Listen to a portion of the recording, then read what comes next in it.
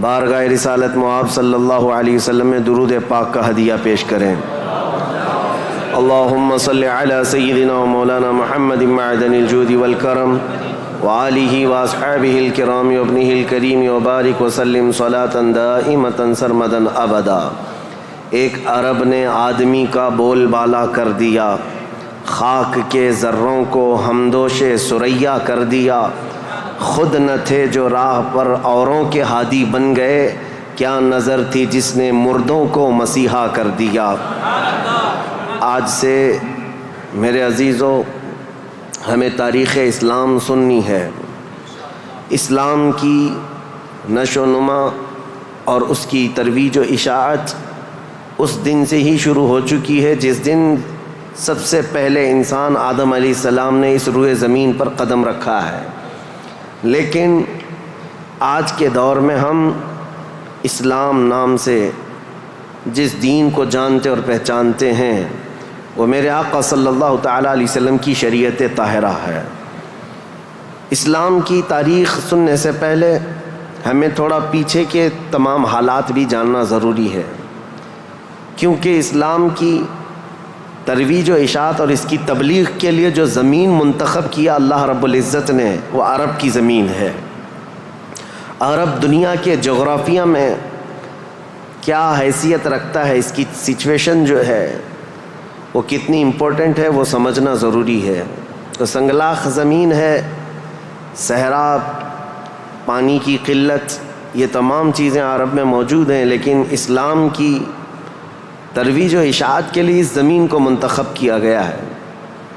پہلی بات تو اگر میں اس تاریخ کی ابتدا کے لیے کہوں تو ظاہر سی بات ہے، کل ہم نے عرض کیا اسلام آدم علیہ السلام سے چلا، لیکن عرب کی سرزمین پر یہ دین ابراہیمی کے نام سے آیا۔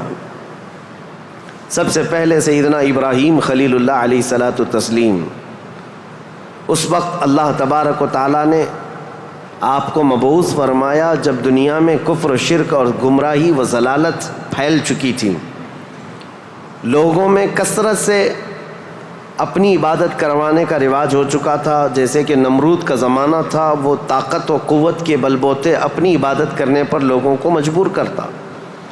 اس دور میں سیدنا ابراہیم علیہ السلام تشریف لائے عراق بابل کے شہر میں، عراق کا ایک شہر بابل میں، اور وہاں سے آپ نے نور ہدایت کو منور کیا، ایک خدائے واحد کی عبادت کی طرف لوگوں کو بلایا۔ آپ کی آبادی دشمن ہوئی، خاندان دشمن ہوا، بادشاہ دشمن ہوا، بدلے میں آپ کو آگ میں جھونک دیا گیا۔ آپ وہاں سے نکل کر مصر چلے گئے۔ مصر کی سرزمین کو آپ نے اپنا جائے قیام بنایا، وہیں پر رہنے لگے۔ آپ کی شادی حضرت سارہ سے ہوئی، اولاد نہیں تھی برسوں تک۔ پھر حضرت ابراہیم علیہ الصلاۃ والتسلیم کی مخالفت میں بہت سارے لوگ تھے، حکمران تھے، بادشاہ تھے۔ ایک وقت ایسا آیا کہ مصر کا ایک بادشاہ جو آپ کی مخالفت میں بہت زیادہ آگے تھا، لیکن اللہ تعالیٰ نے اس کے سینے کو نور ہدایت سے روشن کیا، پھر وہ آپ کی عزت و تکریم کیا۔ پھر اس بادشاہ نے اپنی بیٹی ہاجرہ کو ابراہیم علیہ السلام کے ساتھ بیاہ کر دیا۔ شروع سے میں تاریخ میں چل رہا ہوں، سب کو ذہن حاضر رکھنا ضروری ہے کہ حضرت ابراہیم علیہ السلام کو حضرت ہاجرہ دوسرے نکاح میں آئیں، یہ بادشاہ کی بیٹی تھیں، اور ہوا یہ کہ دو بیویاں ایک گھر میں رہیں، معاملات الگ ہو جاتے ہیں۔ تو جب معاملات بدلنے لگ گئے تو حضرت ہاجرہ کے گھر میں ایک بیٹا پیدا ہوا جو حضرت اسماعیل علیہ السلام ہے۔ تو حضرت ابراہیم علیہ السلام کو حکم الہی ہوا کہ اس ماں اور بیٹے کو الگ رکھا جائے اور پہلی بیوی کو الگ رکھا جائے۔ تو ابراہیم علیہ السلام حضرت سارہ کو مصر میں ہی چھوڑ دیے اور حضرت ہاجرہ اور حضرت اسماعیل علیہ السلام کو لے کر عرب کی سرزمین میں داخل ہوئے۔ یہاں سے عرب کی تاریخ شروع ہوتی ہے۔ عرب کی سرزمین کو آباد کرنے والے پہلے انسان ابراہیم علیہ السلام ہیں۔ عرب میں بھی ساری زمین کا انتخاب نہیں، عرب کا جو مرکزی علاقہ تھا وہ مکہ مکرمہ تھا۔ مکہ مکرمہ اور خانہ کعبہ جو آج جہاں پر ہے وہ دنیا کے مرکز میں واقع ہے، سینٹر میں واقع ہے۔ ابراہیم علیہ السلام وہاں تشریف لائے، اس وقت کوئی آبادی نہیں تھی، کسی کا گھر نہیں تھا، کوئی مکان نہیں۔ خانہ کعبہ پرانی شکل میں جو فرشتوں کا بنایا ہوا، آدم علیہ السلام کا بنایا ہوا، نوح علیہ السلام کا بنایا ہوا مٹی کی شکل میں موجود تھا۔ ابراہیم علیہ السلام وہاں پر اپنی بیوی اور اپنے بیٹے کو ایک چھوٹا سا گھر بنا کر دے دیتے ہیں، بغیر چھت کا مکان تھا۔ پھر اس کے بعد وہ وہاں سے چلے گئے، پھر دوبارہ آتے رہے جاتے رہے۔ اسماعیل علیہ السلام کی عمر جب سن بلوغت کو پہنچی تو ابراہیم علیہ السلام کو حکم ہوا کہ اس خانہ کعبہ کی تعمیر کی جائے۔ تو ابراہیم علیہ السلام نے اپنے بیٹے حضرت اسماعیل علیہ السلام کے ساتھ مل کر کے خانہ کعبہ کی تعمیر کی۔ آپ کو بانی کعبہ بھی کہا جاتا ہے۔ دو ہی باپ اور بیٹے نے مل کر پورے خانہ کعبہ کی تعمیر کی، اس کی دیواریں اونچی کی، جس کا ذکر قرآن پاک میں بھی موجود ہے۔ اس ایک پتھر پر کھڑے ہو کر کے آپ تعمیر کرتے تھے، جس کو آج مقام ابراہیم کہا جاتا ہے۔ پتھر جیسے جیسے دیواریں بلند ہو جاتا، جب آپ کے اترنے کا وقت ہوتا پتھر نیچے ہو جاتا۔ جب تعمیر مکمل ہو گئی خانہ کعبہ کی تو پھر ابراہیم علیہ السلام نے دعا کی کہ اللہ اس آبادی کو ہری بھری کر دے، شاد و آباد کر دے، اور یہاں رہنے والوں کو ہر قسم کے پھل اور میوہ جات سے تو ان کو رزق عطا فرما۔ آپ کی دعا قبول ہوئی۔ جو بے آباد علاقہ تھا، اب سنیں تاریخ کہاں سے شروع ہو رہی ہے۔ بے آباد علاقہ، کوئی آبادی نہیں تھی۔ ایک قبیلہ آیا جو تجارت کے لیے کہیں کا سفر کر رہا تھا، چونکہ وہاں پر زمزم کا کنواں بھی تھا۔ تاریخ میں آپ کو پتہ ہے حضرت اسماعیل علیہ السلام کی ایڑیوں سے زمزم کا کنواں نکلا، اور وہ پانی کا سوتا چشمہ ایسا تھا کہ کنٹینیو جاری، بلکہ آج تک جاری ہے۔ تو ایک قبیلہ وہاں سے سفر کر رہا تھا جس کو قبیلہ بنو جرہم کہا جاتا ہے۔ وہ وہاں کی خوبصورتی کو دیکھ کر، وہاں کے پانی کی فراوانی کو دیکھ کر وہیں پڑاؤ ڈال لیے اور وہیں رہ گئے، بس گئے۔ یہ پہلا قبیلہ ہے جو مکہ میں آباد ہوا، قبیلہ بنو جرہم۔ پھر حضرت اسماعیل علیہ السلام نے اسی قبیلے کی ایک لڑکی سے شادی بھی فرمائی، اور حضرت اسماعیل علیہ السلام کے گھر میں 12 بیٹے پیدا ہوئے۔ آپ کی اولاد اب بڑھتی گئی۔ عرب سرزمین میں سب سے پہلی یہ نسل ہے، عرب کو آباد کرنے والی پہلی نسل اسماعیل علیہ السلام کی ہے۔ قبیلہ بنو جرہم کے ساتھ آپ آباد ہوئے مکہ مکرمہ میں۔ اب ان کی نسل اتنی بڑھتی گئی کہ اسماعیل علیہ السلام کے بیٹے تھے نابت، ان کے ہاتھ میں خانہ کعبہ کی تولیت آئی۔ خانہ کعبہ کی حفاظت اور اس کی ذمہ داریوں کا یہ سارا انتظام آپ کا تھا۔ چند دنوں کے بعد پھر ایسا ہوا کہ قبیلہ بنو جرہم کے لوگوں نے، جو حضرت اسماعیل علیہ السلام کے سسرال تھے، خانہ کعبہ کی تولیت پر انہوں نے قبضہ کر لیا۔ اسماعیل علیہ السلام کی اولاد نے کوئی بھی ان کے ساتھ جھگڑا نہیں کیا، کسی بھی طرح کا برا برتاؤ نہیں کیا، کیونکہ ننیحال کے تھے۔ تو کئی سالوں تک قبیلہ بنو جرہم کا خانہ کعبہ پر قبضہ باقی رہا، لیکن انہوں نے بدعنوانیاں شروع کر دیں۔ خانہ کعبہ کے پاس لوگ جو دور دور سے آتے تھے دنیا میں، حاجی، اس وقت بھی ہر سال حج ہوا کرتا تھا، ان کے ساتھ برا سلوک کرنا، ان سے چڑھاوے لینا، ان سے زیادہ مانگ کرنا، یہ سب چیزیں ہونے لگیں۔ تو پھر حضرت اسماعیل علیہ السلام کی اولاد نے دوبارہ خانہ کعبہ کی تولیت اپنے ذمے لے لی۔ تولیت کہتے ہیں ذمہ داری، جس سے متولی کہا جاتا ہے، جیسے مسجد کا متولی ہوتا ہے، تولیت اسی کو کہتے ہیں۔ خانہ کعبہ کی خدمت کی ذمہ داریاں۔ اب یہ زمانہ چلتا رہا۔ میں آپ کو پہلے یہ خاندانی معاملات بتا رہا ہوں، اس کے بعد پھر یہاں کے سیاسی حالات بھی بتاؤں، اور پھر مذہبی حالات بھی آپ کو بتاؤں، تاکہ اسلام کی تاریخ کو سمجھنے کے لیے اس کا بیک گراؤنڈ بھی سمجھنا بہت ضروری ہے، پس منظر کیا تھا یہ معلوم ہونا ضروری ہے۔ اب اسماعیل علیہ السلام کی اولاد میں عدنان ایک شخص پیدا ہوئے جو آل اسماعیل میں بہت ہی معزز انسان تھے. اکثر صحابہ کرام کا اور خود رسول اللہ صلی اللہ علیہ وسلم کا نسب حضرت عدنان تک پہنچتا ہے. وہ ہمارے آقا صلی اللہ تعالیٰ علیہ وسلم کے جد امجد بھی ہیں. عدنان نے مکہ مکرمہ کی ذمہ داریاں سنبھالی اور اس کے بعد اب آبادی اتنی بڑھ گئی کہ ان لوگوں کو تجارت کے لیے اور اپنے معیشت کے لیے، اپنے معاش کے لیے دور دور جانا پڑا، مکہ چھوڑ کر کے باہر جانا پڑا. آبادی بڑھتی چلی گئی مکہ مکرمہ کی. اور اس کے بعد زمانے کے صبح شام گردش لیل و نہار جس کو کہتے ہیں، آتے گئے ایسے کہ آل اسماعیل علیہ السلام کی اولاد کا قبضہ یا ان کی خدمت کا معاملہ خانہ کعبہ پر ڈھیلا پڑتا چلا گیا. پھر کوئی دوسرا قبیلہ آیا، بنو خزاعہ، انہوں نے خانہ کعبہ کی تولیت اپنے حصے میں لے لی. اب جو اصل تاریخ شروع ہوتی ہے وہ میں بتانا آ رہا ہوں. تو برسوں برس اسی طرح سے گزرتے گئے اور پھر ایک شخص پیدا ہوئے جن کا نام فہر تھا. یہ اسماعیل علیہ السلام کے اولاد میں فہر نام ہے. فہر کا ایک لقب تھا قریش، اور یہیں سے قریش خاندان کی ابتدا ہوتی ہے. قریش ان کا لقب تھا اور اصل نام تھا فہر بن غالب. تو حضرت فہر جو رسول اللہ صلی اللہ علیہ وسلم کے پردادا ہوتے ہیں، یہ پیدا ہوئے اور ان کی اولاد ہوئی.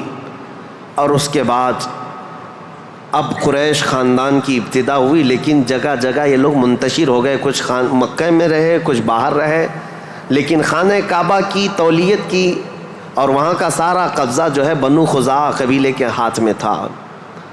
پھر زمانہ بدلتا ہوا یہاں تک پہنچا کہ اسماعیل علیہ السلام کی اولاد میں یعنی قریش خاندان میں ایک شخص پیدا ہوئے جن کا نام قصی تھا. یہ تاریخ کے بہت اہم آدمی ہیں، بہت اہم ترین شخصیت ہیں. قصی، ساری سیاست عرب کی وہیں جا کر ختم ہوتی ہے.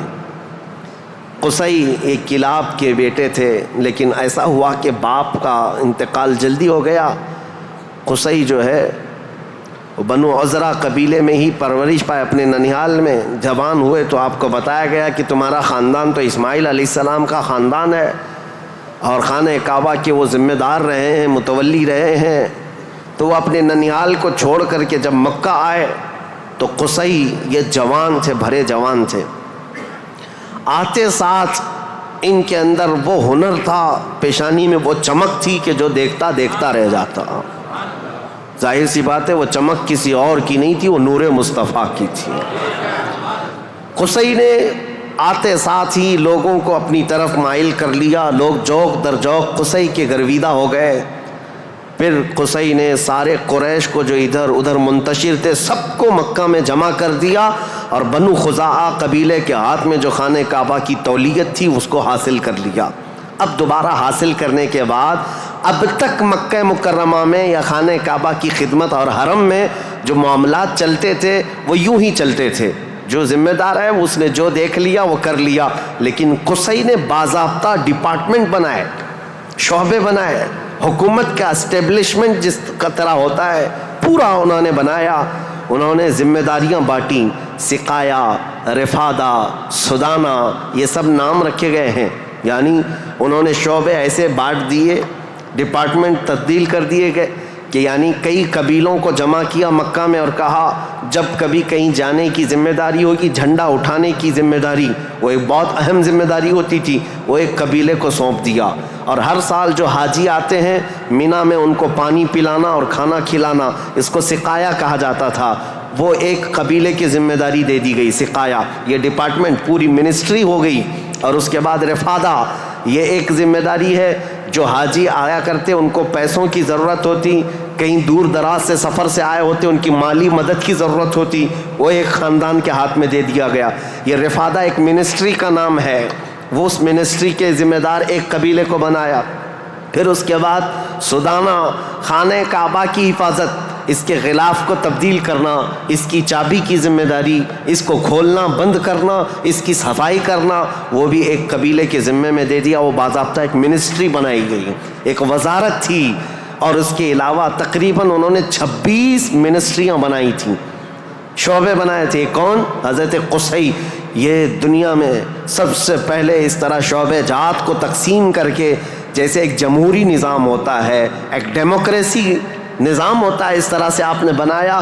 اور حضرت قصی کی یہ مہارت تھی کہ پورے عرب میں آپ کا، بلکہ ہر جگہ آپ کا چرچا ہونے لگا، اور حضرت قصی نے اس چیز کو اتنے اونچے لیول تک لے جا کر وہاں مکہ مکرمہ کو پوری دنیا میں متعارف کیا کہ لوگ یہاں کی خدمتیں دیکھنے کے لیے آیا کرتے تھے۔ ہر قبیلے کو الگ ذمہ داریاں تھیں، یہ تاریخ ہے۔ اس کے بعد قصی جلدی ہی انتقال کر گئے، حالانکہ ان کو زیادہ وقت نہیں ملا، ان کا زیادہ وقت نہیں تھا۔ ان کی شادی ہوئی، شادی ہونے کے بعد ان کے گھر جو بیٹے پیدا ہوئے ہیں وہ 2 بیٹے تھے، ایک عبد الدار اور ایک عبد مناف۔ قصی نے اپنی ساری ذمہ داریاں، اپنی جانشینی عبد مناف کو دے دیا۔ عبد مناف یہ بہت ہی پاکیزہ اخلاق کے انسان تھے اور لوگوں میں بہت ہی معزز تھے، مکرم تھے۔ عبد مناف کے ذمے میں جو کام آئے تھے وہ جس طرح ان کے باپ قصی نے بانٹے تھے۔ اس کے بعد عبد مناف کے بیٹے پیدا ہوئے جو عرب قبیلوں میں نہیں، قریش خاندان میں سب سے افضل انسان سمجھے جاتے تھے، وہ حضرت ہاشم ہیں۔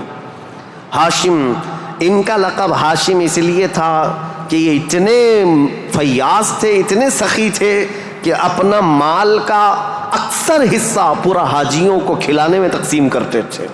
ایک بار عرب میں قحط پڑ گیا تھا، لوگ بھوکے تھے اور لوگوں کے پاس مال و دولت کی کمی بہت زیادہ آ گئی، تو حضرت ہاشم نے سال بھر روٹیوں کے ٹکڑے کر کے ان کو شوربے میں ڈبو کر لوگوں کو پیٹ بھر کر کھلاتے تھے، اس لیے آپ کا لقب ہاشم ہوا۔ ہاشم اس ذمہ داری کو اس طرح سے سنبھالتے ہیں کہ خانہ کعبہ کی تولیت وغیرہ عبد الدار کے پاس تھی۔ سقایہ، رفادہ، جس کو میں ابھی نام دے کر کے جو منسٹریاں بتایا کہ یہ الگ الگ قبیلوں کے ذمے تھی، تو عبد الدار جو ایک ان کے پردادا کے ہی خاندان میں لوگ تھے، انہوں نے بدعنوانیاں شروع کی تھیں، ٹیکس لگایا، حاجیوں سے پیسہ لیا، یہ تمام چیزیں ہونے کی وجہ سے حضرت ہاشم نے وہ ذمہ داریاں بھی اپنے ہاتھ میں لے لیں۔ اب قریش خاندان میں حضرت ہاشم کے پاس جو ذمہ داریاں تھیں وہ یہ تھیں کہ آپ رفادہ یعنی حاجیوں کو مالی مدد دینے کے بھی آپ ہی ذمہ دار تھے، سقایہ مینا میں حاجیوں کو پانی پلانے کے ذمہ دار بھی آپ ہی تھے، اور سدانہ خانہ کعبہ کی چابی اور کلید بردار جو کہتے ہیں وہ بھی ذمہ داریاں آپ نے لے لی تھی۔ اتنا ہی نہیں، ندوہ ایک وہاں کی ایسی بیٹھک کا نام ہے جو عدالت بھی ہے، پارلیمنٹ بھی ہے، مشورے کی جگہ ہے، جہاں سب کے فیصلے کیے جاتے تھے، وہ بھی حضرت ہاشم کے ذمے میں تھی۔ حضرت ہاشم، ان کا بھی معاملہ ایسا ہوا کہ انہوں نے شادی فرمائی اور ان کے ہاں ایک ہی بیٹا پیدا ہوا جن کا نام شیبہ تھا۔ حضرت ہاشم کے گھر ایک بیٹا پیدا ہوا شیبہ، اور اس کے بعد حضرت ہاشم کا انتقال ہو گیا۔ شیبہ بچپن میں ہی اپنے باپ سے محروم ہوئے، اور ان کے چچا تھے مطلب جن کا نام تھا، ہاشم کے بھائی، سگے بھائی تھے۔ مطلب نے یہ شیبہ کو گود لے لیا اور پرورش کی، اور اتنی اچھی پرورش کی کہ لوگ جو ہے شیبہ کو ان کے اصلی نام کی بجائے مطلب کا غلام یا مطلب کا بیٹا کہتے ہوئے عبد المطلب ہی کہنے لگ گئے۔ یہ عبد المطلب میرے آقا صلی اللہ تعالیٰ علیہ وسلم کے سگے دادا ہیں، عبد المطلب، ان کا اصل نام شیبہ ہے۔ اب یہ خانہ کعبہ کی تولیت کی ذمہ داری سب سے لمبے عرصے تک سنبھالنے والے یہی ہیں، کافی لمبا ٹائم ان کو ملا۔ عبد المطلب کے زمانے میں ہی وہ اصحاب فیل کا واقعہ پیش آیا جو ابرہہ بادشاہ خانہ کعبہ کو ڈھانے آیا تھا، یہ حضرت عبد المطلب کے زمانے میں پیش آیا۔ حضرت عبد المطلب کے بھی تقریباً کافی اولاد ہوئیں، بیٹے ہوئے، 12 کے قریب ان کی بھی اولاد ہوئیں۔ آپ نے ایک منت مانی تھی کہ اگر میں اپنے سارے بچوں کو جوانی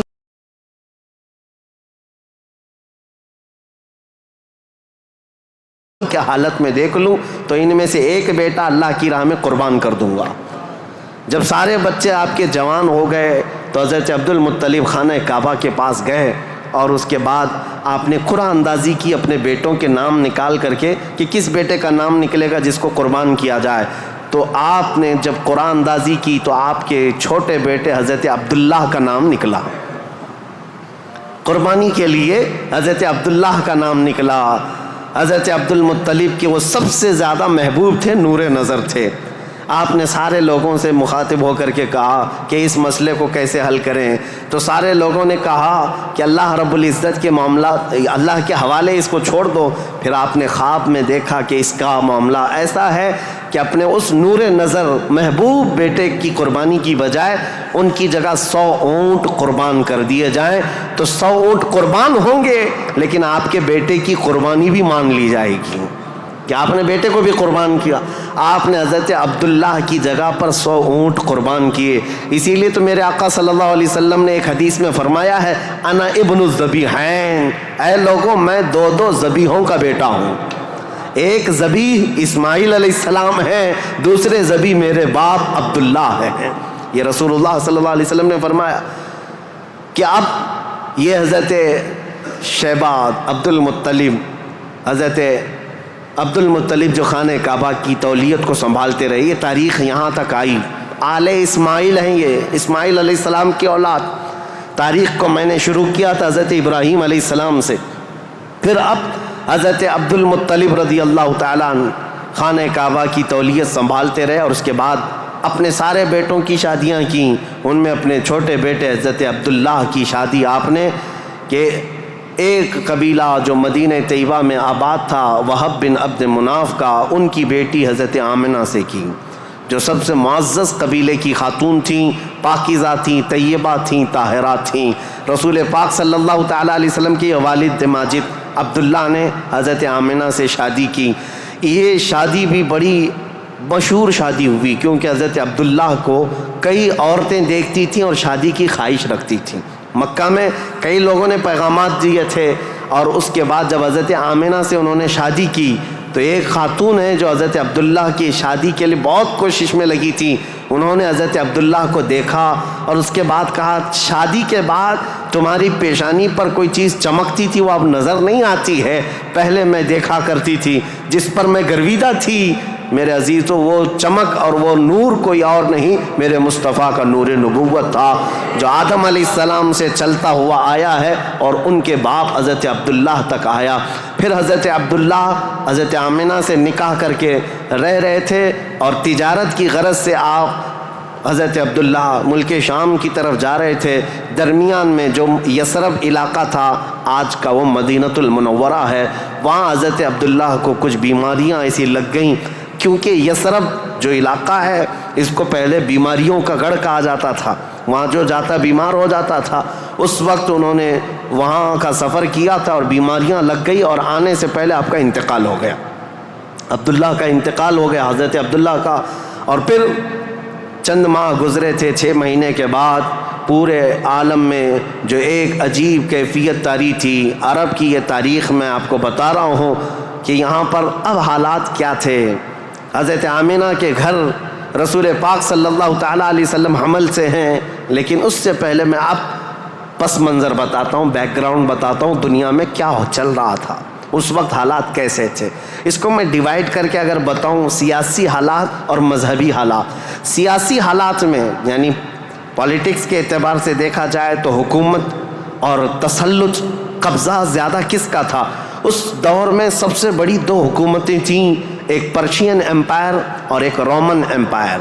روم کی حکومت اور فارس کی حکومت, ان دونوں کا بہت بڑا اثر و رسوخ تھا. پوری دنیا کی بات کر رہا ہوں, یہ سپر پاور طاقتیں تھیں. عرب میں بعض لوگ پرشین امپائر کے انڈر میں کام کرتے تھے, بعض لوگ رومن امپائر کے انڈر میں کام کرتے تھے. مذہب کے اعتبار سے ہم بعد میں بات کرتے ہیں. اب یہ حالات تھے کہ حکومت اور تسلط, قبضہ, سیاسی اثر و رسوخ سب سے زیادہ یہ 2 حکومتوں کا تھا, جس کی وجہ سے آئے دن نئی نئی جنگیں ہوتی تھیں. رومن امپائر یہ چاہتی تھی کہ دنیا پورا قبضہ کر لیں, پرشین امپائر یہ چاہتے تھے کہ پوری دنیا ہم قبضہ کر لیں. اس آڑ میں 2 سپر پاور کے ٹکراؤ میں پوری دنیا میں جنگیں روز روز چلتی رہتی تھیں. یہ حالات تھے سیاسی.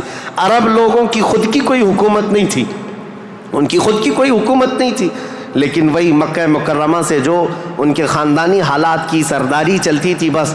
لیکن دنیاوی حکومت کے اعتبار سے یہ لوگ پرشین امپائر کے انڈر میں کام کرتے تھے یا پھر رومن امپائر کے انڈر میں کام کرتے تھے.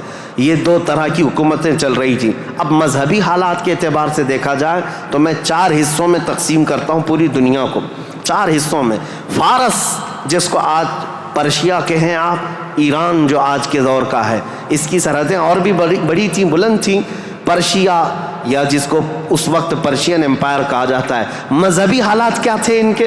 مذہبی حالات اتنے خطرناک تھے کہ ان کے ہاں شروع سے کبھی ایک خدا کا تصور آیا ہی نہیں. یہ شرک میں ہی مبتلا رہی قوم ہے. ہمیشہ بتوں کی، ہمیشہ آگ کی پرستش کرنے میں سب سے زیادہ مشہور قوم ہے یہ پرشیا کے لوگ، یعنی فارس کے لوگ. آگ کی پوجا میں ان کا کوئی نام ثانی نہیں تھا. 1000 سال تک ایک آگ کو بجھنے نہیں دیتے تھے یہ لوگ. اس طرح کئی بت کدے تھے، کئی آتش کدے تھے. یہ فارس کے علاقے میں یہ حالات تھے کہ ایک خدا کا تو تصور ہی نہیں تھا، اور غلبہ ایسا تھا کہ جو حاکم ہوتا تھا اس کی عبادت کی جاتی تھی، جو مال والا ہے اس کے سامنے سجدے ہوتے تھے، جس کی طاقت ہے اس کے سامنے جھک جائے. یہ حالات پرشیا کے تھے. اور روما کے حالات کیا تھے؟ جو رومن امپائر ہے روم، یہاں پر عیسائی زیادہ طور پر آباد، اس زمانے میں بھی تھے پہلے سے بھی، کیونکہ عیسیٰ علیہ السلام کے بعد ان کے حواریوں کے ذریعے سے جو دین پھیلا وہ روما میں زیادہ تھا. جو آج کا اٹلی ہے، یونان ہے اور جورجیا وغیرہ کے علاقے، آج یہ سب رومن امپائر کے انڈر میں تھے اور یہاں عیسائی زیادہ تھے. لیکن ایسے عیسائی کہ اصل عیسائی دین کو انہوں نے مسخ کر دیا تھا، ختم کر دیا تھا. جو دین الہی تھا، اللہ کا دین تھا، عیسیٰ علیہ السلام جو لائے تھے، اس کو انہوں نے اتنا خلط ملط کر دیا تھا کہ عیسیٰ علیہ السلام کے جگہ جگہ مجسمے، اسٹیچو بنائے ہوئے تھے. مریم علیہ السلام، سیدہ مریم رضی اللہ تعالیٰ عنہا کو انہوں نے ساتھ میں پوجنا شروع کر دیا. تثلیث کا عقیدہ، ٹرائنیٹی جس کو یہ کہتے ہیں، 3 خداؤں کا تصور ان کے گھر میں رواج پا گیا تھا. پورے روما میں یہی تھا. ایک خدا کی عبادت یہاں بھی ختم تھی. 2 بڑی طاقتوں کے انڈر میں شرک اور بت پرستی اور کفر بہت سر چڑھ کر بول رہا تھا. یہاں اللہ کو پہچاننے والے اور اللہ کی عبادت کرنے والے تقریباً ناپید ہو چکے تھے. عیسیٰ علیہ السلام کی جو آپ کا عروج ہوا آسمانوں پر، آپ کو اللہ تعالیٰ نے آسمانوں پر جو اٹھایا، وہ زمانہ بیت کر کے بھی 570 سال گزر رہے تھے. ان 570 سالوں میں کوئی نبی نہیں آیا. عیسیٰ علیہ السلام کے بعد سے لے کر 570 سال کا زمانہ، اس کو زمانہ فترت کہا جاتا ہے. زمانہ فترت 2 نبیوں کے بیچ کے زمانے کو کہتے ہیں. اس بیچ میں کوئی نبی نہیں آیا، جس کی وجہ سے حالات اتنے گمبھیر تھے. پرشیا کے حالات میں نے بتایا، جگہ جگہ آگ کی پوجا، آگ کی پوجا، آگ کو ہی طاقتور مانا جاتا. اور روما میں تھا، عیسائی تو تھے لیکن ایسے کہ ٹرائنیٹی کا عقیدہ، مریم بھی خدا ہیں، عیسیٰ بھی خدا ہیں اور وہ بھی خدا ہے. 3 خداؤں کی عبادت. اور اس کے علاوہ راہبوں کا، پادریوں کا حال تو یہ تھا، اللہ کی پناہ، وہاں کے جو عبادت خانے تھے، جو چرچ تھے، جو کلیسا تھے، وہ عبادت کے نہیں تھے، وہ عیاشیوں کے اڈے تھے. کوئی عورت جاتی تو ان کے ہاتھ میں بچ کے باہر نہیں آتی، اس کے ساتھ وہ منہ کالا کر لیتے. یہ جو بڑے بڑے راہب تھے ان کا حال یہ تھا. اور وہ سیاست میں بھی اس طرح ملوث تھے کہ جب تک کنیسہ میں یعنی چرچ میں کوئی شخص مال نہ لا کر کے دے، اس کے لیے بددعائیں کرتے تھے، اس کی تباہی کا انتظام کرتے، بلکہ فوج کی سرکشی کے ساتھ ایسے لوگوں کو مار کر ختم بھی کر دیتے تھے. اور اس کو کہتے تھے کہ یہ جس کو جس طرح آج ہم یہاں پر دیکھ رہے ہیں دھرم دروہی ہے، دین چھوڑا ہوا آدمی ہے. یہ عیسائیوں کا تسلط ایسا تھا، ان کا قبضہ ایسا تھا، پادریوں کا عیاشی کے اڈے بنا دیے گئے تھے. جتنے وہ عبادت خانے تھے، جتنے عبادت خانے تھے، وہ عیاشیوں کے اڈے بنے ہوئے تھے. اور ان کے ہاں یہ سب چیزیں عام. جو اخلاق دینے آئے تھے، جو اچھا مزاج دینے آئے تھے، وہی ان کے علماء، ان کے راہب پورے ایسے تسلط کے ساتھ گندگیاں پھیلا چکے تھے. یہ روما کے حالات تھے، پرشیا کے حالات وہ تھے. اب دنیا میں تیسرا ایک بڑا طبقہ جو اپنا اثر رکھتا تھا، اپنا رسوخ رکھتا تھا، وہ ہندوستان کا تھا. ہندوستان جس کو ہم اکھنڈ بھارت کہیں، یہ ہندوستان، اس کی سیمائیں، اس کی سرحدیں کشمیر سے کنیا کماری تک یا گجرات سے لے کر کے بنگال کی کھاڑیوں تک ہے، بلکہ اس کی سیمائیں ایران کی سرحدوں تک پہنچتی تھی۔ افغان، پاکستان، بنگلہ دیش، نیپال جو آج ایک الگ الگ ریاستوں میں الگ الگ ملکوں میں تبدیل ہیں، یہ سب ہندوستان کے علاقے ہوا کرتے تھے۔ ہند اس وقت کے حالات کیا تھے ہندوستان کے، میں اس وقت کی بات کر رہا ہوں، عیسیٰ علیہ السلام کے عروج آسمانی کے 570 سال کے بعد ہندوستان کے حالات بڑے دیگرگوں تھے، کیونکہ یہاں پر بھی شروع سے بت پرستی بہت زیادہ تھی، بلکہ تاریخ نگاروں نے لکھا ہے اس وقت ہندوستان کی آبادی اگر 1 کروڑ تھی تو یہاں کے خدا جو بنائے گئے تھے وہ 2 کروڑ تھے، یعنی انسانوں کی آبادی سے بڑھ کر کے خدا تراشے گئے تھے، ہر قبیلے کا نہیں، ہر خاندان کا نہیں، بلکہ ہر انسان کا 2 خدا، 3 خدا، 4 خدا، جس کی جیسی حیثیت ویسے خدا بنائے ہوئے تھے۔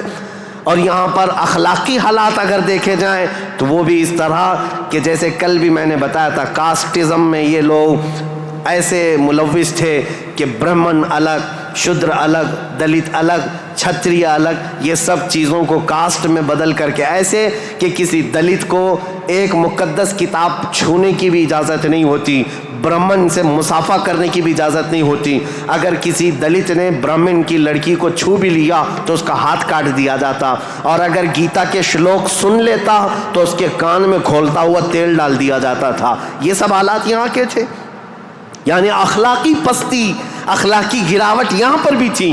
روما کے حالات بھی اچھے نہیں تھے، پرشیا کے حالات بھی اچھے نہیں تھے، ہندوستان کے حالات بھی، اور عورتوں کے لیے تو یہ اس قدر سخت تھے، اللہ اکبر۔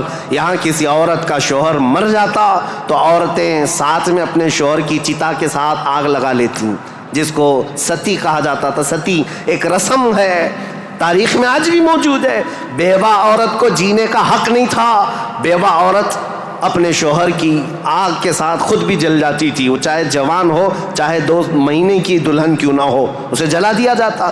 چند سالوں کے بعد پھر جلانے کا رواج ختم ہوا، پھر بیوہ عورت کو جنگلوں میں بھیج دیا جاتا کہ وہ وہاں رہے، وہیں آباد رہے، اس کا گھر میں آنا اب شگن۔ آج تک یہ بری روایت موجود ہے، جاہلوں کے آج بھی پائی جاتی ہے، غیر مسلموں کے ہاں کہ اگر کوئی بیوہ عورت اچھے تقریبات میں شامل نہیں ہو سکتی، اچھے فنکشنز میں نہیں آ سکتی، کھانے پکانے کے وقت نہ آ جائے، یہ اب شگن ہو جائے۔ عورت اگر حیض اور نفاس کے عالم میں ہو تو اس وقت تو اس کے ساتھ جانوروں سے بدتر سلوک ہوتا، اس کا گلاس الگ، اس کا برتن الگ، اس کا کھان پان الگ، بلکہ جانوروں کا جس طرح سے الگ رکھا جاتا تھا عورت کا بھی الگ رکھا جاتا تھا، عورت کو پستی کی طرف دھکیل دیا گیا تھا۔ یہ تاریخ یہاں کی تھی، ہند کی۔ 3 بڑے طبقے دنیا کے میں بتا رہا ہوں، ایک روما میں، ایک پرشیا میں، ایک ہندوستان میں۔ اخلاقی پستی اس قدر تھی، کفر و شرک غالب تھا، اور اس کے علاوہ اب چوتھی ایک قوم بچتی ہے۔ ان سب کے بیچ میں اگر کوئی تھوڑی بہت شدھ بدھ رکھتی تھی، کوئی تھوڑا بہت اچھا مزاج رکھتے تھے تو اس زمانے میں عزت تھی، تو وہ بنی اسرائیل کی تھی جو یہودی تھے، بنی اسرائیل۔ لیکن ان کے حالات ایسے تھے کہ غرور اور گھمنڈ ان کو اتنا تھا کہ وہ یہ کہتے تھے کہ پوری روئے زمین پر سب سے افضل لوگ ہم ہیں، اللہ کے محبوب ہم ہیں، اللہ کے بیٹے ہم ہیں، ہم کو اللہ کبھی عذاب نہیں دے گا، کبھی اللہ ہم کو آگ نہیں دکھائے گا۔ یہ سب اتنا غرور تھا اپنے افضل ہونے کا کہ کوئی نبی آتے تو ان نبیوں کا قتل بھی کر دیتے۔ ان بنی اسرائیل نے، یہودیوں نے 10,000 کے قریب نبیوں کا قتل کیا ہے، 10,000 کے قریب نبیوں کا قتل کیا یہ بنی اسرائیل، اور اللہ کی لعنت ان پر ایسی، اللہ کا غضب ان پر ایسا، غیر المغضوب علیہم ولا الضالین پڑھتے ہیں آپ، اور قرآن پاک میں اللہ تعالیٰ نے فرمایا ہے کہ اللہ وباءوا بغضب من اللہ، وہ اللہ کے غضب کے ساتھ لوٹی ہوئی قوم ہے۔ یہودی جو تھے بنی اسرائیل، اس دور میں ان کا حال یہ تھا کہ تھوڑے بہت یہ بت پرستی تو نہیں کرتے تھے، دوسرے خداؤں کی طرف جھکتے تو نہیں تھے، لیکن سود خوری ان کی فطرت میں داخل تھی۔ سود اتنا کھاتے تھے کہ کسی بھی غریب کی زندگی تباہ و برباد کر دیتے۔ سود کا نظام سب سے زیادہ یہ یہودیوں کی طرف سے، اور آج بھی پوری دنیا کو کریڈٹ کے پلیٹ فارم پر لا کر کھڑا کرنے والی قوم کوئی اور نہیں، یہ اسرائیلی ہیں۔ یہ یہودی ہیں، پوری دنیا کو کریڈٹ بانٹ کر کے، ان کو قرضہ دے کر کے، ادھار دے کر کے اس پر نفع لینا، اس پر انٹرسٹ کمانا، یہ یہودی فطرت میں داخل تھا۔ اور یہ سود کی لعنت ان کے ساتھ آج سے نہیں پہلے سے ہے۔ اس کو حلال سمجھ کر کے کھاتے ہیں، اس کو ترہ امتیاز سمجھتے ہیں، اور یہ سمجھتے ہیں یہ ہماری عقل مندی ہے، ہماری دانائی ہے کہ ہم پوری دنیا کا مال اپنی طرف کھینچ لیتے ہیں۔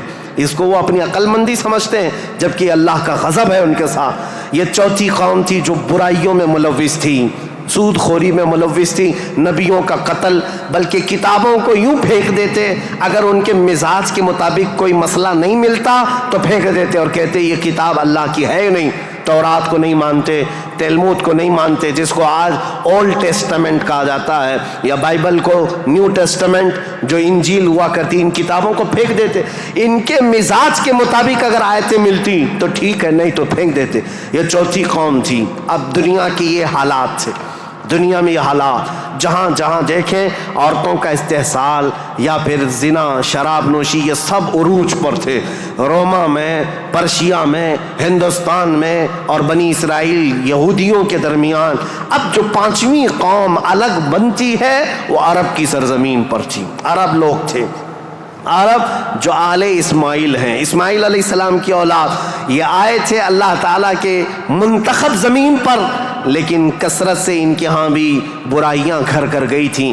یہ ایسے ہو گئے تھے کہ ان کے ہاں بتوں کی تراشنے کی عادت بڑھ گئی، انہوں نے اپنے ہاتھوں سے خدا بنا لیے تھے۔ خانہ کعبہ جو مرکز تھا وحدانیت کا، اس خانہ کعبہ کے اندر بھی انہوں نے بت رکھ دیے تھے، اور خانہ کعبہ کی چھت پر ایک بت ہوا کرتا تھا جس کا نام حبل تھا، ایک بت تھا جس کا نام عزا تھا۔ اس کی پوجا کرنا تو حج کے ارکان میں شامل کر دیا تھا، حج کے ارکان میں تھا عزا کی پوجا کرنا۔ یہ حبل وہاں پر تھا، لات ایک بت کا نام تھا، عزا تھا، منات تھا، یہ سب بتوں کے نام ہیں جو انہوں نے کوئی صفا مروہ پر رکھ دیے تھے، کچھ کو خانہ کعبہ کی چھت پر رکھا تھا، کچھ کو دروازے کے اندر رکھا تھا۔ طواف کرتے تھے ان بتوں کے سامنے آ کر کے، ننگے طواف کرتے تھے، بغیر کپڑے کے خانہ کعبہ کا طواف کرتے، ایک ہاتھ آگے اور ایک ہاتھ پیچھے رکھ کر کے، مرد ہو کہ عورتیں ہو، اس طرح سے وہ خانہ کعبہ کا طواف کرتے۔ یہ برائیاں ان کے ہاں بہت اخلاقی پستی میں گرتے چلے آئے، اور اس کے بعد یہ بت پرستی اتنے عروج پر ہو گئی، اتنے عروج پر ہو گئی کہ یہ اپنے خداؤں کے چڑھاوے اتنے چڑھاتے تھے، دور دراز سے لوگ آتے تھے تو سال میں ایک مرتبہ ان خداؤں کے نام پر انسانوں کی بلی بھی چڑھتی تھی۔ کوئی جوان منتخب کر لیا جاتا اور وہ خوشی سے تیار ہوتا، اپنی گردن اس کی رکھ دی جاتی، مینا کی وادی میں اس کو ذبح کر دیا جاتا، کاٹ کر کے اس کا خون بتوں کو لگا دیا جاتا، اور یہ کہتے کہ ہم مقرب ہو رہے ہیں، ہم مکرم ہو رہے ہیں، ہم عزت والے ہو رہے ہیں۔ یہ تمام چیزیں تھیں، اور اس کے علاوہ ان کے ہاں شراب بہت زیادہ عام تھی۔ چوری کرنے والے کچھ قبیلے خاص تھے عرب میں، اور ان کا پیشہ ہی تھا راستے پر رکنا اور جاتے آتے قافلوں کو ڈاکہ زنی کرنا اور مال لوٹنا۔ اور اس کے علاوہ عورتوں کے لیے ان کے ہاں بھی اچھے حالات نہیں تھے، عورتوں کو تو مشین سمجھتے تھے، شادی کا کوئی ایک سسٹم نہیں تھا، کوئی مرد چاہے تو 100 رکھ لے، کوئی 50 رکھ لے، کوئی 60 رکھ لے، نہ شادی کا کوئی سسٹم ہے، جتنی عورتیں چاہے وہ رکھ سکتا تھا۔ اور پھر اس کے علاوہ عورتوں کے ساتھ سارا سلوک تو تھا ہی، لیکن وہ ایسے بدبخت تھے کہ بیٹی کے پیدا ہونے پر ناک بھون سکیڑتے تھے، بلکہ کئی ایسے عرب قبیلے تھے جو بیٹی کے پیدا ہوتے ہی اس کی گردن مروڑ کر کے اس کو زندہ دفن کر دیتے تھے۔ یہ عرب کی سرزمین پر پائے جانے والی چیزیں۔ شراب کو 60 سال 70 سال پرانی شراب جمع کر کے پینے کو فخر محسوس کرتے، اور جوا ایسے کھیلتے تھے، ایسے کھیلتے، حرم کی سرزمین پر جوا کھیلتے، اور بازی میں کیا کیا لگاتے، بازی میں صرف پیسہ نہیں لگاتے، اپنی عورتیں بھی بازی میں ہار دیتے تھے۔ کوئی جوے میں کسی کی عورت جیت لیتا، کسی کی بیٹی جیت لیتا، کوئی کسی کی بہن جیت کر کے آتا۔ یہ قمار بازی، یہ جوا بازی اس قدر عام تھی۔ میں نے دنیا کے یہ سطحی حالات مختصر انداز میں آپ کے سامنے رکھے۔ سیاسی حالات میں اثر و رسوخ 2 طاقتوں کا تھا، پرشین امپائر اور رومن امپائر۔ مذہبی حالات میں الگ الگ تھے. ہندوستان کے حالات کیا تھے اور پرشیا کے، روما کے، اسرائیل اس وقت تھا نہیں، اگرچہ بیت المقدس ان کے ہاتھ میں نہیں تھا، لیکن یہ جگہ جگہ بکھرے ہوئے لوگ تھے یہودی، ان کے حالات بھی اچھے نہیں تھے. عربوں کے حالات بھی اچھے نہیں تھے. یہ اس قدر کفر و شرک کے مینارے بلند تھے. اللہ کہنے والی قوم پوری دنیا میں ڈھونڈنے پر بھی کہیں نہیں تھی. ایک خدا کی عبادت کرنے والی مجموعی طور پر کوئی قوم آباد نہیں تھی. ایک قائد کے اندر، ایک امام کے پیچھے چلنے والی قوم کہیں نہیں تھی. ہر ایک نے اپنے خدا بنائے. کچھ لیڈروں کی پوجا، کچھ حکمرانوں کی عبادت. پر ایسے حالات ہندوستان میں تھے کہ اپنے ہی آلہ تناسل کی پوجا کرتے، عورتوں کی شرمگاہوں کی پوجا، مردوں کی شرمگاہوں کی پوجا جو آج تک چلی آ رہی ہے. یہ اس قدر گرے ہوئے حالات تھے کہ چوہے سے لے کر بلی تک، بلی سے لے کر سانپ بچھو تک کوئی خدا ہونے سے بچ نہیں سکا ان کے ہاتھوں میں. سب خدا بنا لیے. ان کثیر گمراہیوں کے حالات میں بتاؤ میرے عزیزو، مشیت ایزدی کو جلال آ ہی گیا. رب ذوالجلال کے رحمت میں جوش تلاطم آ ہی گیا. جب حالات اس قدر دیگرگو خراب تھے تو پھر رب ذوالجلال نے اس زمانے فطرت کو ختم کرتے ہوئے عیسیٰ علیہ السلام سے جو زمانہ چل رہا تھا، 570 سال گزر گئے، اللہ نے کوئی نبی نہیں بھیجا. حالات جب اس قدر خراب ہو گئے، رب ذوالجلال کی مشیت کو، اس کی رحمت کو جوش آیا. پھر مولا نے مکہ مکرمہ کی سرزمین کو منتخب کیا، اور پھر اللہ نے اس سرزمین کو منتخب کرتے ہوئے عظیم خاندان قریش کو منتخب کیا. قریش کے خاندان میں سے اللہ نے بنو ہاشم کو منتخب کیا. بنو ہاشم سے عبد المطلب اور عبداللہ کے گھر کو منتخب کیا. عبداللہ کے گھر سے بی بی آمنہ کے بطن کو منتخب کیا. اور پھر رب ذوالجلال نے تاریخ کی ان کالے اندھیروں کو ہمیشہ کو ختم کرنے کے لیے بی بی آمنہ کے بطن سے 12 ربیع الاول کو نور نبوت کو ظہور فرمایا، نور نبوت کو ظاہر فرمایا. تاریخ کا یہ وہ دن ہے جو پوری دنیا کا انقلاب لا چکا تھا. ایسی روشنی لا چکا ہے، ایسی روشنی کہ میں نے تقریر شروع کرنے سے پہلے ہی یہ بات عرض کر دی تھی. ایک عرب نے آدمی کا بول بالا کر دیا، خاک کے ذروں کو ہمدوش ثریا کر دیا. خود نہ تھے جو راہ پر اوروں کے ہادی بن گئے، کیا نظر تھی کہ جس نے مردوں کو مسیحا کر دیا.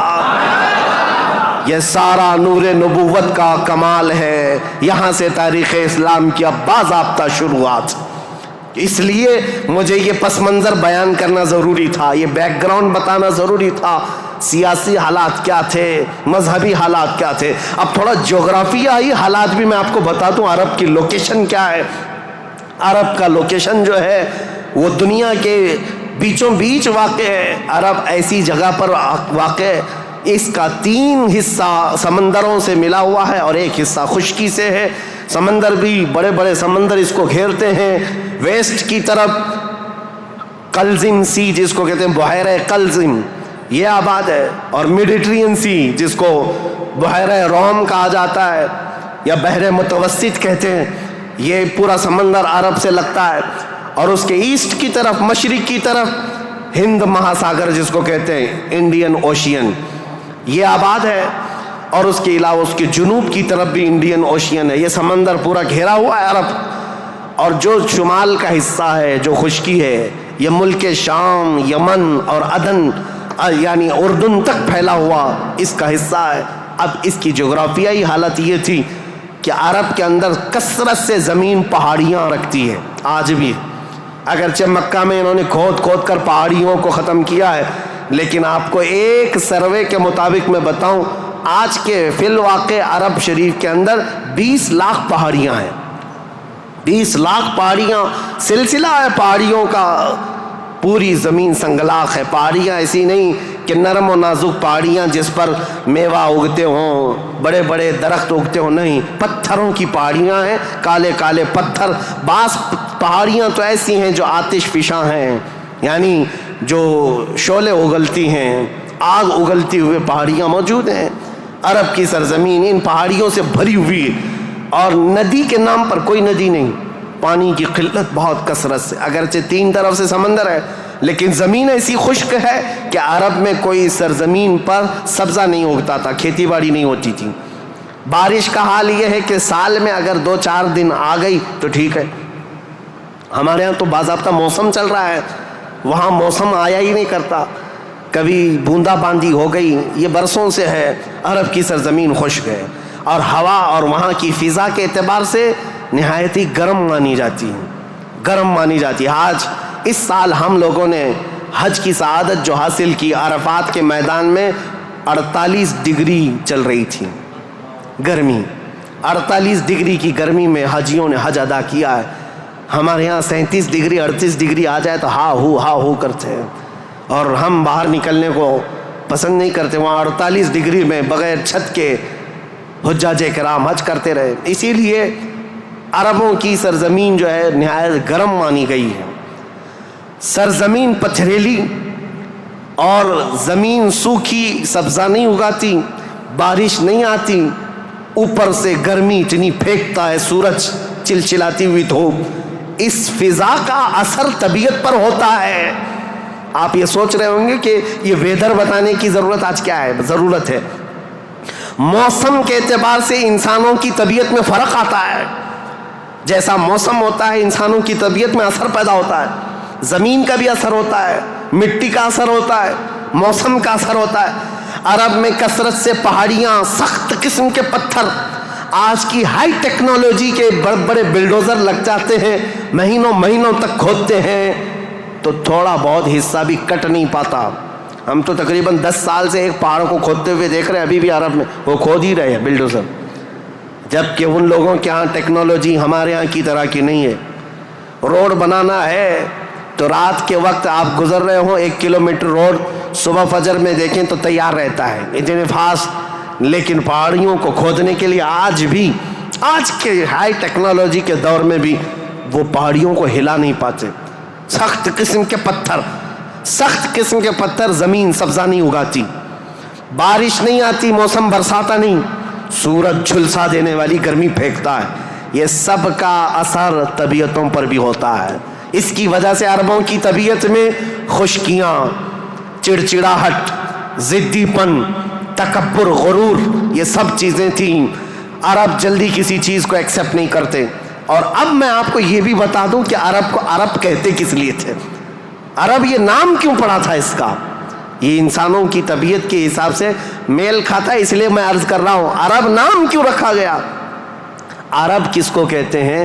لفظ عرب، عین را با، یہ عربی میں لفظ جو ہے اس کا میننگ ہوتا ہے اچھی زبان رکھنے والا، فصیح اللسان جو آدمی ہے، عرب کہتے ہیں اس کو۔ یہ عرب اپنے آپ پر اتنا غرور رکھتے تھے، وہ کہتے تھے کہ پوری دنیا میں اگر سب سے اچھی زبان ہے تو ہماری ہے، باقی کو عجم کہتے ہیں۔ عجم کا مطلب ہوتا ہے گونگا، وہ ہم سب کو گونگا کہتے ہیں، سارا عجم ہے، عرب کو چھوڑ کر کے جتنا ہے وہ سب عجم ہے۔ فارس عجم ہے، ہند عجم ہے، افریقہ عجم ہے، امریکہ عجم ہے۔ عجم کا مطلب گونگے۔ عرب لوگ اپنے آپ کو صرف زبان والا کہتے اور باقی پوری دنیا کو گونگا سمجھتے تھے۔ تو یہ نخوت جو تھی، یہ بڑاپن جو تھا، یہ تکبر جو تھا، وہ وہاں کے موسم کے اعتبار سے پتھریلی زمین کی وجہ سے ان کی طبیعتوں میں گھر کر گیا تھا، جلدی ایکسیپٹ نہیں کرتے۔ ایسے سخت دلوں کے اندر اور ایسے سخت قوم کے اندر اسلام کا نور ظاہر کرنا یہ کوئی عام بات نہیں تھی، عام بات نہیں تھی۔ اللہ رب العزت کی مصلحت اور اس کی حکمت بالغہ کو دیکھے، اللہ کریم نے اپنے آخری رسول کے لیے جو زمین منتخب فرمائی وہ افریقہ کی سرزمین نہیں تھی، نہ ہی کوئی ہند کی سرزمین، نہ یورپ کی سرزمین، بلکہ عرب کی سرزمین کو منتخب کیا گیا۔ اس لیے مجھے زمین کا جغرافیہ بتانا ضروری ہے کہ یہ لوکیشن کے اعتبار سے بیچوں بیچ میں آباد ہے، پوری دنیا کا سینٹر کہلاتا ہے، اس لیے کہ یہاں سے روشنی نکلے تو پوری دنیا میں پھیلے۔ یہاں سے نکلا ہوا ابر ہر زمین پر بارش بن کر کے برسے گا، اور برسا بھی۔ اللہ کریم نے مکہ مکرمہ کی سرزمین کو منتخب فرمایا۔ طبیعتیں کیسی تھی، اکھڑ مزاج لوگ تھے، ان کے درمیان میرے آقا کو پیدا کیا۔ اللہ نے اور رسول کریم صلی اللہ تعالیٰ علیہ وسلم جس دن پیدا ہوئے یہ بی بی آمنہ کا گھر تھا، اور رسول کریم صلی اللہ تعالیٰ علیہ وسلم یتیمی کی حالت میں پیدا ہوئے ہیں، باپ نہیں ہیں، ماں پرورش کرتی رہی۔ عربوں کے رواج کے اعتبار سے دادا کی شفقت بہت زیادہ تھی اپنے پوتے پر، کیونکہ بیٹے عبداللہ بہت محبوب نظر تھے، بڑے پیارے تھے، لیکن جب جوانی میں انتقال کر گئے تو حضرت عبد المطلب کو اس کا بڑا صدمہ تھا کہ میرا سب سے محبوب بیٹا عبداللہ مدینے میں انتقال کر گیا، تو اپنی بہو حضرت آمنہ اپنے پوتے حضور اکرم صلی اللہ تعالیٰ علیہ وسلم کی پرورش میں جی جان لگا دیا، اتنا لگا دیا۔ آپ کو پتہ ہے میرے آقا صلی اللہ تعالیٰ علیہ وسلم کا نام پاک آج کروڑوں مسلمانوں کی آنکھوں کا تارا ہے۔ حضور کا نام جیسے ہی نام لیتے ہیں ہم انگوٹھوں کو چوم کر کے آنکھوں سے لگاتے ہیں۔ یہ نام پاک عام نام نہیں ہے، اس نام پاک کو بزرگان دین تو ایسے تھے کہ حضرت محمود غزنوی کا نام سنا ہے، ان کے خاص وزیر تھے ایاز، ایاز کے بیٹے کا نام تھا محمد۔ محمود جو ہے سلطان محمود اپنے وزیر کے بیٹے محمد کو بہت پیار کرتے تھے۔ ایک دن جو ہے آپ ایاز کے بیٹے کو محمد کہہ کر نہیں بلا رہے ہیں بلکہ کہتے اے ابن ایاز، اے ایاز کے بیٹے ادھر آ جا۔ ایاز نے سن لیا، کہا آج سلطان غضبناک ہوں گے، میرے بیٹے کا نام لے کر کے نہیں پکارا، باپ کے نام سے پکارا ہے۔ بعد میں حاضر ہو کر پوچھا سلطان میرے بیٹے سے کوئی خطا ہوئی، آپ خفا تو نہیں ہیں؟ اس کے نام سے نہ پکارتے ہوئے اس کو ابن ایاز کہہ کر پکارا۔ سلطان محمود نے کہا ایاز ایسی بات نہیں، خفا نہیں، بلکہ میں وضو کی حالت میں نہیں تھا، اس لیے تیرے بیٹے کا نام محمد ہے، میں بغیر وضو کے کبھی اس کا نام بھی نہیں پکارتا۔ اور علامہ عبد الرحمن جامی فرماتے ہیں ہزار بار بشویم دہن ز مشک و گلاب ہنوز نامے تو گفتن کمال بے ادبیس۔ یا رسول اللہ ہزار بار میں اپنے منہ کو گلاب کے پانی سے، مشک و عنبر کے پانی سے دھو لوں، اس کے بعد بھی آپ کا نام پکارنا میں بے ادبی سمجھتا ہوں۔ یہ علامہ عبد الرحمن جامی۔ میں بات کیوں کہہ رہا ہوں حضور کے نام کی؟ یہ محمد نام کسی اور نے نہیں، حضرت عبد المطلب نے رکھا تھا۔ آپ کے دادا، آپ کے جد امجد جیسے ہی حضور کی پیدائش ہوئی تھی گھر دوڑے دوڑے آئے تھے بی بی آمنہ کے، اور فوراً اٹھا کر کے گودی میں لے لیا اور خانہ کعبہ کے پاس آئے اور خانہ کعبہ کے سامنے ہاتھ پھیلاتے ہوئے اللہ کی بارگاہ میں عرض کرنے لگے اللہم ھذا ابنی سمیتہ محمدا، اے اللہ دیکھ یہ میرا بیٹا ہے اور میں نے اس کا نام محمد رکھا ہے۔ عرب کے بہت سارے لوگ وہاں موجود تھے، یہ نیا نام تھا ان کے لیے۔ عرب میں جو نام رکھے جاتے ہیں وہ باپ داداؤں کے نام پر چلتے ہیں، وہاں پر نئے نام نہیں رکھتے، خاندانوں کے اپنے خود پرسنل نام چلتے رہتے ہیں، پرٹیکولر نام ہوتے ہیں، وہی نام رکھے جاتے ہیں۔ حضرت عبد المطلب نے نیا نام رکھا تھا تو عرب کے بہت سارے قبیلے آئے اور پوچھا یا عبد المطلب لما سمیتک ابنی ابنک ھذا محمدا، اے عبد المطلب آپ نے لما سمیت ھذا محمدا، کیوں آپ نے اس کا نام محمد رکھا ہے؟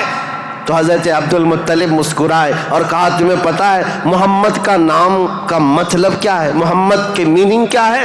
کہا محمد کہتے کسے ہیں؟ محمد اس کو کہتے ہیں جس کی سارے لوگ تعریف کریں، سب سے زیادہ جس کی تعریف کی جائے اس کو محمد کہا جاتا ہے۔ حضرت عبد المطلب نے کہا میں نے اپنے اس بیٹے کا نام محمد اس لیے رکھا ہے کہ جب بھی کوئی نام لے تو نہ چاہتے ہوئے بھی میرے بیٹے کی تعریف ہو ہی جائے۔ آج میرے آقا کی شان میں کسی کو گستاخی کرنا بھی ہو، میرے آقا کا نام محمد لیتا ہے تو پہلے حضور کی تعریف کر ہی رہتا ہے، وہ کر کے ہی رہتا ہے۔ عزیزان گرامی وقار، حضور اکرم صلی اللہ تعالیٰ علیہ وسلم کو حضرت عبد المطلب نے بڑی شفقت دی۔ عرب کے مشہور قانون اور وہاں کے دستور کے مطابق کہ عرب لوگ اپنے بچوں کی حفاظت کے لیے، یعنی ان کی زبان کی حفاظت کے لیے دیہاتوں میں بھیجتے تھے کہ ان کی زبان محفوظ رہے۔ شہروں کی زبان جو ہے مکس ہو جاتی ہے، جیسے ممبئی کی زبان اس کا کوئی عطا پتہ نہیں ہے، اس میں یو پی بھی ملا ہوا ہے اور راجستھان بھی ہے، گجراتی بھی ہے، کرناٹکی بھی ہے، سب ملا کر کے مکس ہو گئی کیونکہ ہر جگہ کے لوگ یہاں پر موجود ہیں۔ یہ شہر ہے اور شہروں میں ہر علاقے کے لوگ آتے ہیں، اپنی اپنی تھوڑی تھوڑی سی باتیں اس میں داخل کر دیتے ہیں اور یہ ایک مکسچر لینگویج بن جاتی ہے اور اس کو پتہ ہی نہیں رہتا اس کی اوریجنل لینگویج کیا تھی۔ مکہ ایسا تھا کہ ہر جگہ سے لوگ آتے تھے، حج کے لیے آتے تھے اور کئی کئی مہینے رہتے تھے، تو کچھ لوگ عربی جانتے نہیں تھے، کوئی فارسی اس میں داخل کر دیا، کوئی الگ زبان عبرانی داخل کر دیا، سریانی داخل کر دیا، تو وہاں پر زبان کی حفاظت کی بہت ضرورت تھی، کیونکہ اس دور میں سب سے بڑا اگر کوئی عہدہ تھا تو زبان کا تھا۔ زبان جس کی اچھی ہو وہ عرب میں سب سے زیادہ عزت والا تھا، تو اس کے لیے مائیں اپنے بچوں کی زبان کی حفاظت کے لیے بچپن میں ان کی پرورش مکہ میں نہیں کرتی تھی، باہر بھیجتی تھی۔ اس رواج کے چلتے ہوئے 6 مہینے کے بعد حضور صلی اللہ تعالیٰ علیہ وسلم 6 مہینے حضرت آمنہ کی گود میں تھے، پھر وہ حلیمہ سعدیہ کے بخت چمکے، نصیبے چمکے کہ وہ دایا تھیں بنو سعد قبیلے کی۔ طائف سے آگے ایک علاقہ بنو سعد آج بھی موجود ہے، طائف سے 80 کلومیٹر دور، وہاں سے وہ آئی تھی، 180 کلومیٹر کا سفر کر کے آئی تھی، اور مکہ مکرمہ میں انہوں نے رسول پاک صلی اللہ تعالیٰ علیہ وسلم کو گود لے لیا۔ تفصیلات میں نہیں بتا رہا ہوں، تاریخ ہے کیونکہ ہم مولد شریف میں تفصیلات بیان کرتے ہیں، یہ تاریخ اسلام ہے، اس کے لیے میں چلتی چلتی مختصر جھلکیاں رکھ رہا ہوں۔ حلیمہ سعدیہ لے کر گئیں، 2 سال پرورش کر کے واپس لے آئیں حضرت آمنہ کے گھر۔ حضرت آمنہ اپنے نور نظر کو لے کر ساتھ رہتی۔ جب حضور کی عمر 6 سال کی ہوئی تھی تو 6 سال کی عمر میں حضرت آمنہ مدینہ نکلیں، کیونکہ ان کا ننیحال بھی تھا اور اپنے شوہر حضرت عبداللہ کی قبر بھی وہاں تھی۔ انتقال کے بعد سے وہ گئی نہیں تھیں، تو اپنے بیٹے کے بڑے ہونے کے بعد حضور صلی اللہ تعالیٰ علیہ وسلم کو لے کر کے وہ مدینے گئیں، ننیحال گئیں، اور اس کے بعد یعنی حضور کے ننیحال اور پھر واپسی میں حضرت عبداللہ کی قبر سے ہوتے ہوئے آ رہی تھیں۔ وہاں کی بیماریاں حضرت آمنہ کو بھی جکڑ لیں، ایسی بیمار ہوئیں کہ ابوا ایک جگہ ہے بدر کے قریب، ابوا مدینہ اور مکہ کے بیچ میں، حضرت آمنہ وہ زیادہ دیر آگے چل نہ سکیں، وہیں پر آپ کی وفات ہو گئی۔ حضور پاک صلی اللہ علیہ وسلم کی عمر پاک 6 سال کی ہے، خود رسول محترم صلی اللہ علیہ وسلم نے اپنے ہاتھوں سے اپنی ماں کو دفن کیا۔ حضور کے ساتھ اس وقت آپ کے والد کی ایک کنیز تھیں ام ایمن، یہ ساتھ رہتی تھیں، اور بس حضور صلی اللہ تعالیٰ علیہ وسلم واپس مکہ جب آئے، حضرت عبد المطلب کو جیسے پتہ چلا کہ حضرت عبداللہ کی بیوی آمنہ بھی انتقال کر گئیں، وہ فرط غم میں، جوش غم میں حضور صلی اللہ تعالیٰ علیہ وسلم کو ایسے قریب کر لیے کہ ایک لمحے کے لیے بھی اپنے آنکھوں سے اوجھل نہیں ہونے دیتے۔ لیکن ہوا کیا، مشیت عز دی جو چاہے، 8 سال کی عمر تھی میرے آقا کی، دادا حضرت عبد المطلب بھی فوت ہو گئے۔ یہ دور گزرتا گیا، دادا حضرت عبد المطلب نے اپنے انتقال سے پہلے اپنے بیٹے حضرت عبداللہ کے سگے بھائی جناب ابو طالب کے حوالے کر دیا تھا اپنے اس پوتے کو۔ حضور صلی اللہ تعالیٰ علیہ وسلم کو جناب ابو طالب کے حوالے کر دیا اور کہا کہ تم اس کی نگرانی کرنا۔ تو جناب ابو طالب نے ایسی نگرانی کی کہ ابو طالب کے گھر میں بیٹے تو ہوئے، ان کے بیٹے عقیل ہیں، ان کے بیٹے جعفر ہیں، ان کے بیٹے حیدر کرار، علی و مرتضیٰ ہیں، لیکن حضور صلی اللہ تعالیٰ علیہ وسلم کی پرورش میں ایسا کمال کا کردار ادا کیا کہ اپنے بیٹوں کو بھی کچھ نہیں سمجھتے حضور کے آگے، حضور اکرم صلی اللہ علیہ وسلم کے آگے۔ ایک روایت جو ہے بدن میں رونگٹے کھڑے کر دیتی ہے۔ میں آج بھی بحث نہیں کروں گا ایمان ابو طالب کے متعلق، ہمارا قط الآراء بحثوں میں سے ہے، ہمارا ٹاپک آج تاریخ اسلام ہے، لیکن ان کی پرورش کا انداز ایسا تھا۔ صرف ایک بات اگر میں بتا دوں، شعب ابی طالب میں جب 3 سال تک مکہ والوں نے حضور صلی اللہ علیہ وسلم کا بائیکاٹ کیا تھا، سوشل بائیکاٹ، کبھی بھی حملہ ہونے کا اندیشہ رہتا تھا کہ لوگ آ کر کے حضور کو قتل نہ کر دیں۔ رات کے وقت، کیونکہ عرب اتنے دشمن تھے رسول پاک صلی اللہ علیہ وسلم کے اعلان نبوت کی بات کر رہا ہوں، یہ روایت بیچ میں عرض کر رہا ہوں۔ جناب ابو طالب رات کے وقت جب حضور سو جاتے تھے تو ان کو اٹھا کر کے دوسری جگہ سلاتے، اور حضور صلی اللہ علیہ وسلم کی جو جگہ خاص تھی، حضور کی جو چادر تھی، اس جگہ اپنے بیٹے کو سلا دیتے تھے، اور یہ کہتے ہماری نیند کے وقت میں اگر کوئی دشمن آ کر حملہ بھی کرے تو محمد پر حملہ نہ ہو، میرے بیٹے پہ حملہ ہو۔ یہ کمال کی شفقت کے ساتھ انہوں نے پرورش کی ہے رسول اللہ صلی اللہ علیہ وسلم۔ جب آپ کی عمر پاک 12 سال کی تھی حضور اکرم صلی اللہ علیہ وسلم کی، جناب ابو طالب کے ساتھ آپ تجارت کے لیے نکلے ملک شام، کیونکہ خاندانی مشغلہ تھا تجارت، ابو طالب ساتھ میں لے کر کے گئے۔ یہ وہ ٹرننگ پوائنٹ ہے تاریخ کا کہ بیچ راستے میں ایک بحیرہ راہب، ایک عیسائی پادری تھا، جہاں پر یہ قافلہ رکا تھا، بحیرہ راہب نے دیکھ کر کے ہی کہا ہذا سید المرسلین، یہ رسولوں کا سردار آیا ہے۔ عیسائیوں نے پوچھا تمہیں کیسے پتا؟ کہا میں نے ان کو دیکھا، یہ 12 سال کی عمر کے، جب یہ آ رہے تھے رات کے وقت پہاڑوں کے اوپر سے اتر رہے تھے، میں نے دیکھا کہ سارے پہاڑ سارے جتنے بھی درخت ہیں وہ اس 12 سالہ لڑکے کے لیے سجدے میں گرے ہوئے ہیں، اور میں نے دیکھا کہ دن میں یہ جب چلتے ہیں تو سورج کی روشنی ان پر نہیں پڑتی، بادل کا ایک سایہ ان کے اوپر سایہ بنائے ہوئے چلتا ہے، بادل کا ایک ٹکڑا سایہ بنائے ہوئے چلتا ہے۔ یہ بحیرہ راہب نے ابو طالب کو بلا کر پوچھا یہ کون ہے؟ کہا میرا بھتیجا ہے۔ کہا میری ایک بات سن لو، اچھا ہوگا کہ تم ان کو ملک شام مت لے جانا، وہاں یہودی ہیں، وہ ان کے قتل کے در پہ ہو جائیں گے، کیونکہ وہ اس انتظار میں ان کے خاندان میں پیدا ہوگا، یہ تو تمہارے خاندان کا نصیبہ ہے، اگر تم لے جاؤ گے تو یہودی قتل کر ڈالیں گے، تم یہیں سے ان کو واپس مکہ لے جاؤ۔ جناب ابو طالب گھبرا گئے، ڈر گئے، کہا کہ میں اپنے اس بھتیجے کو ملک شام نہیں لے جاؤں گا۔ بیچ راستے سے ہی رسول پاک صلی اللہ تعالیٰ علیہ وسلم کو لے کر وہ مکہ واپس آئے۔ یہ وہ بشارت تھی، 40 سال کے بعد حضور نے اپنی نبوت کا اعلان فرمایا، لیکن خبریں تو 12 سال سے ہی مشہور ہو چکی تھیں، خبریں ہو چکی تھیں۔ بحیرہ راہب نے یہ کہا۔ اس کے بعد حضور پاک صلی اللہ تعالیٰ علیہ وسلم تجارت کو اپناتے رہے۔ جب آپ کی عمر پاک 25 سال کی تھی تو مکہ مکرمہ کی ایک معزز خاتون، بڑی مالدار خاتون تھی، حضرت خدیجہ، جن کے 2 شوہروں کا انتقال ہو چکا تھا، اب وہ کسی سے شادی کرنے کے موڈ میں کبھی نہیں تھی، لیکن وہ بڑی مالدار تھیں۔ انہوں نے اپنا مال تجارت کسی کو دے کر کے انویسٹ کروا کر کے تجارت کرواتی تھیں۔ جب ان کو پتہ چلا محمد صلی اللہ علیہ وسلم بڑے امانت دار ہیں، بڑے ہی دیانتدار ہیں، تو اپنا مال ان کو دیا اور کہا کہ تم تجارت کرو اور نفع کما کر کے لے آؤ۔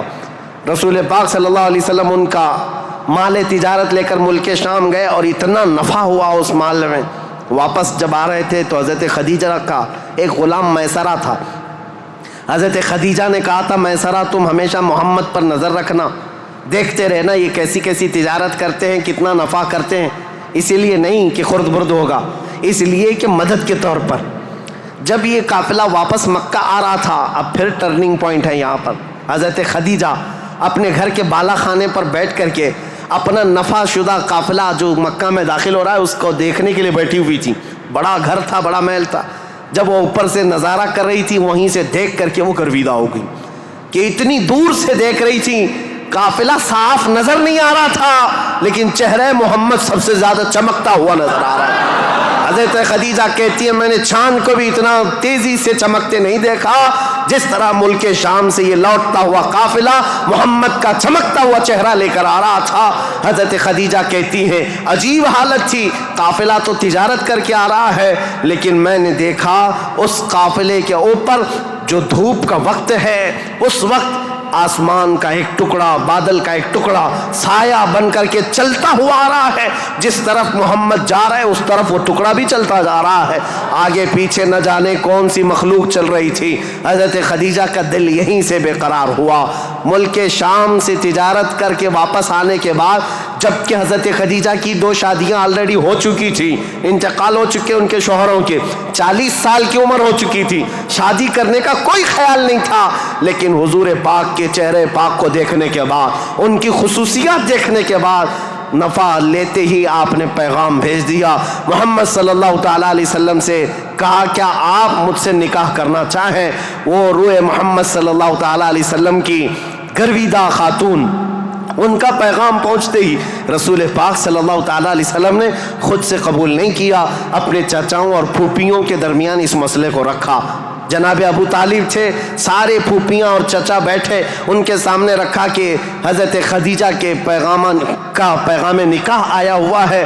سارے لوگوں نے کہا تمہیں پتہ ہے خدیجہ پورے مکہ میں طاہرہ کے نام سے جانی جاتی ہیں، سب سے پاکیزہ خاتون، عزت تو ایسی تھی کہ ادنا سے ادنا آدمی بھی اور اونچا سے اونچا آدمی بھی حضرت خدیجہ کی طرف چہرہ اٹھا کر نہیں دیکھتا. ان کی عزت بڑی تھی. کہا کہ اگر محمد تمہارے لیے ان کی طرف سے پیغام آیا ہے تو قبول کر لو.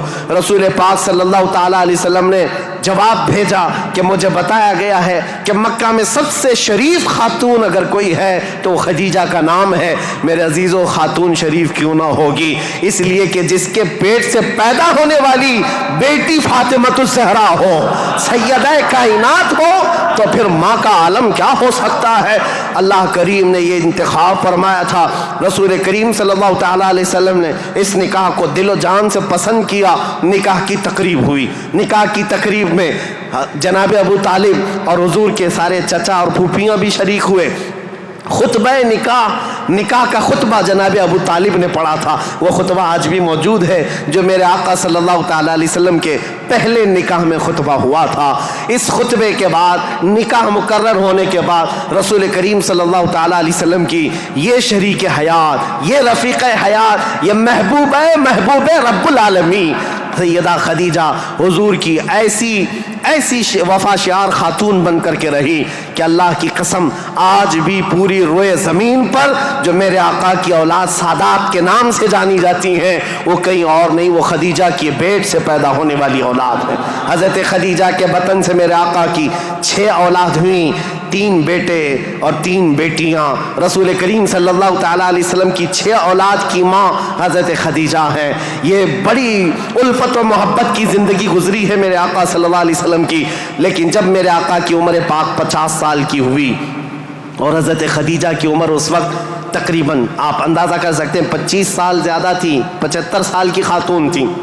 75 سال کی خاتون, اللہ اکبر, 75 سال کی خاتون کس کو کہتے ہیں؟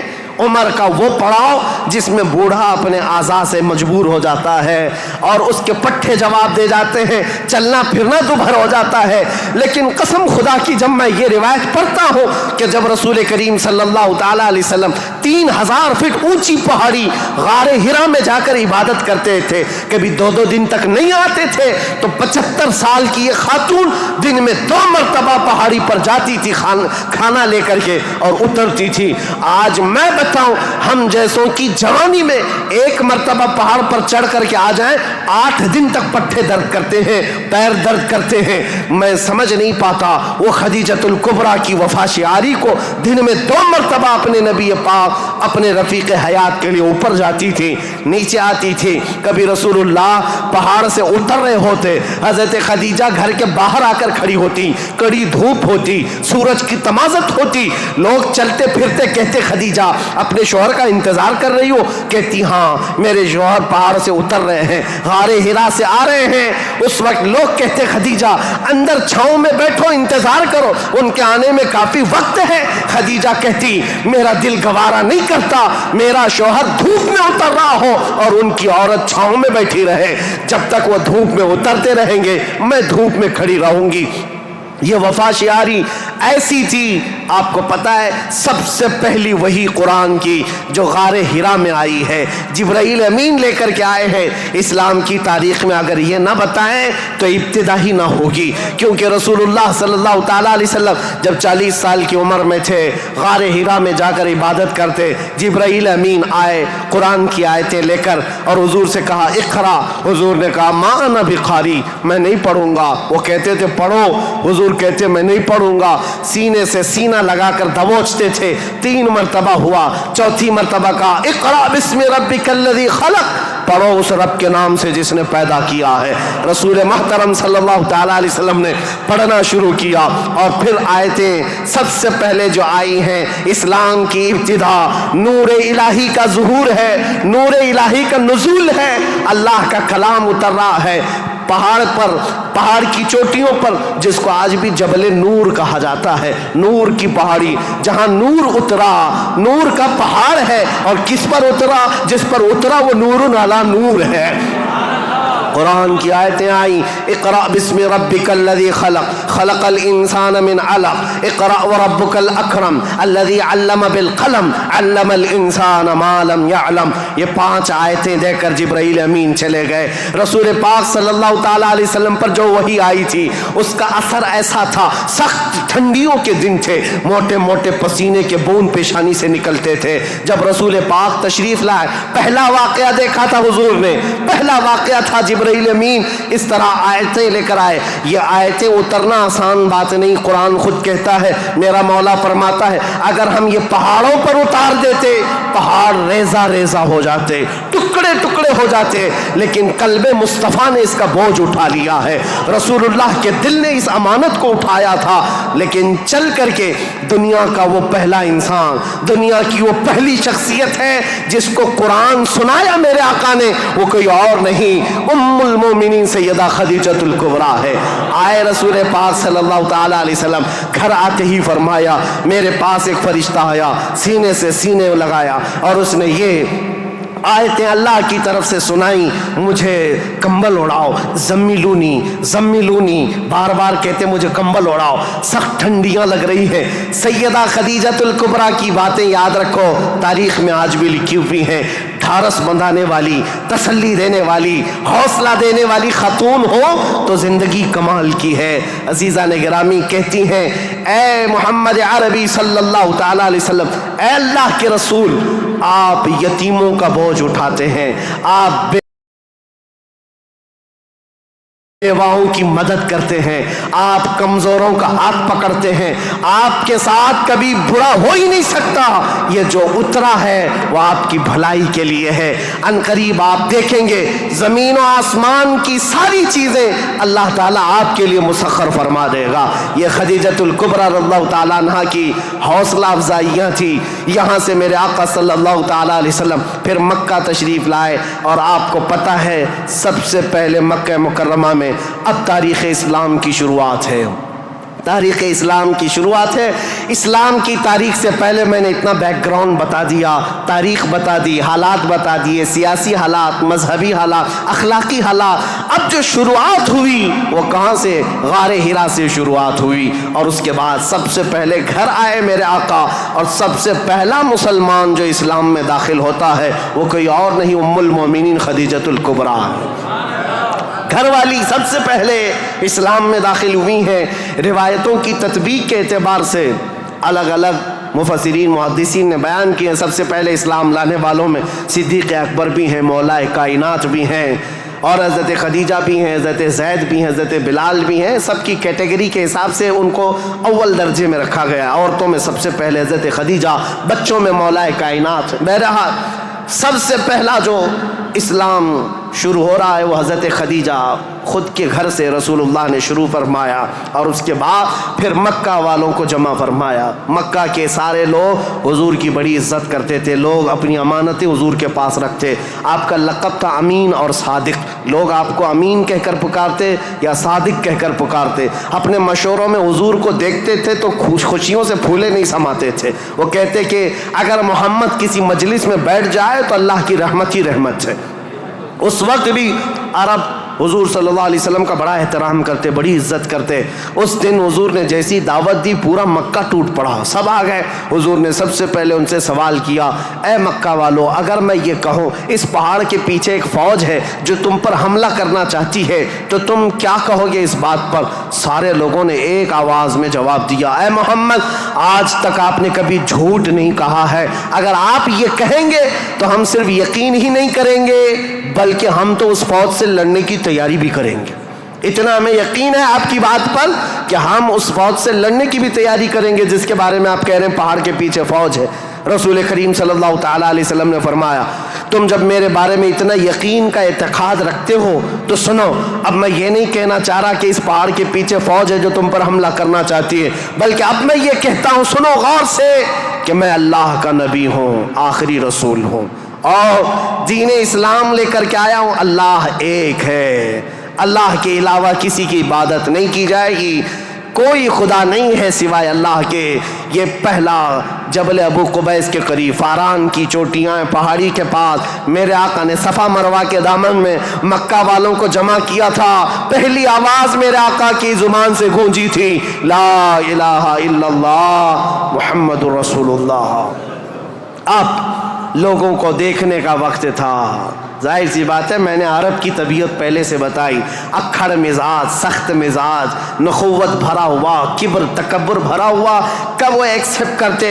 سارے لوگ ایک دوسرے کا منہ دیکھنے لگے۔ کہا کیا ہم حبل کو جو کعبے کے اوپر بیٹھا ہوا خدا ہے اس کو اتار دیں گے؟ صفا مروہ پر جو ہمارے خدا ہیں ان کو چھوڑ دیں گے؟ خانہ کعبہ کے اندر دروازے کے اندر جو خدا ہے ان کو چھوڑ دیں گے؟ چاہے زمزم پر جو خدا بیٹھا ہے اس کو چھوڑ دیں گے؟ سب کی چھ میں گوئیاں شروع ہو گئی، بغلیں جھانکنے لگے۔ اور اسی اسنا میں غصے میں آ کر آپ کا سگا چچا ابو لہب کھڑا ہوا، کہا تبن لک یا محمد لہذا جمعتا، اے محمد کیا اس لیے تم نے ہم کو جمع کیا؟ برا ہو تمہارا، تمہارے ہاتھ ٹوٹ جائیں۔ یہ پہلا جملہ تھا جو ناز قلب مصطفیٰ کریم صلی اللہ تعالیٰ علیہ وسلم کے نازنین قلب پر اترا۔ اس وقت تک کسی نے برا جملہ آپ کے لیے استعمال نہیں کیا تھا۔ پہلا برا جملہ استعمال کرنے والا ابو لہب تھا۔ نبی کریم صلی اللہ تعالیٰ علیہ وسلم کے خاطر پر، آپ کے قلب اقدس پر بوجھ گزرا، بار ہوا، تکلیف ہوئی۔ اللہ تعالیٰ نے پھر آیتیں اتاری، تبت یدا ابی لہب و تب، اے رسول آپ کے نہیں ابو لہب کے ہاتھ ٹوٹ جائیں، اس کا مال اسے کوئی فائدہ نہ دے۔ اللہ کریم دفاع کرتا رہا، ڈیفنس کرتا رہا۔ رسول کریم صلی اللہ تعالیٰ علیہ وسلم اس دعوت کو لے کر چل پڑے۔ پورا مجمع تھا مکہ کا، لیکن کوئی آگے اٹھ کر کھڑا نہیں ہوا کہ اے محمد ہم مانتے ہیں آپ کو اللہ کا رسول، آخری رسول، آپ جو دین لائے اس کو مانتے ہیں، آپ کا جو خدا ہے اس کو مانتے ہیں۔ نہیں، کوئی نہیں تھا۔ لیکن بات اتنی ہے، اس مجمع سے ابھی میرے آقا ہٹے نہیں تھے۔ 9 سال کا ایک بچہ حضور کے قریب آیا، پتلی پتلی ٹانگیں تھی، آنکھوں میں آشوب تھا، آنکھیں رس رہی تھیں، لال ہو چکی تھی۔ آیا اور قریب آ کر کہا، اے محمد عربی صلی اللہ علیہ وسلم، میں آپ کو اللہ کا حقیقی رسول تسلیم کرتا ہوں، آپ کا دین میں ایکسپٹ کرتا ہوں، خدا واحد کی میں عبادت کرتا ہوں۔ حضور اکرم صلی اللہ علیہ وسلم نے اس 9 سال کے بچے کو سینے سے لگایا اور دعا کی، مولا اس بچے کی ٹانگوں میں، اس کے بازوؤں میں تو طاقت عطا فرما اور اس کو دین کا عظیم سپاہی بنا۔ میرے آقا کی یہ دعا تھی۔ 9 سال کا وہ کمزور بچہ جو سب سے پہلے حضور کی دعوت پر لبیک کہا تھا، آج پوری دنیا شرق و غرب، شمال و جنوب میں اس کو اگر پکارتی ہے تو اسد اللہ الغالب، شیر خدا حیدر کرار کے نام سے جانتی ہے۔ اس کی طاقت کو کون جانے، اس کی طاقت کے قریب کون پہنچے؟ لا فتح الا علی، لا سیف الا ذوالفقار۔ اس حیدر کرار کو جو طاقت و قوت تھی، جو خیبر شکن ہے، پھاٹک کو اکھاڑ کر پھینک دینے والا، مرحب کے لوہے والے لباس پر تلوار کی ایک ضرب لگا دے تو اس کے سر سے لے کر سینے تک ٹکڑے کر دینے والی تلوار رکھنے والا، یہ طاقت کہیں اور سے نہیں، یہ دعائے مصطفیٰ سے ملی ہوئی ہے۔ میرے آقا صلی اللہ تعالیٰ علیہ وسلم کی اسلام کی تبلیغ کی شروعات یہاں سے ہوئی۔ اب اس کے بعد مکہ مکرمہ کے جو حالات تھے، سیرت مصطفیٰ کے بیان میں آپ نے تقریباً سن لیا ہے۔ تقریباً 13 سال میرے آقا نے مکہ مکرمہ میں تبلیغ فرمائی، مشقتیں اٹھائی، مصیبتیں برداشت کی، کئی صحابہ کی یہاں پر شہادتیں ہوئی۔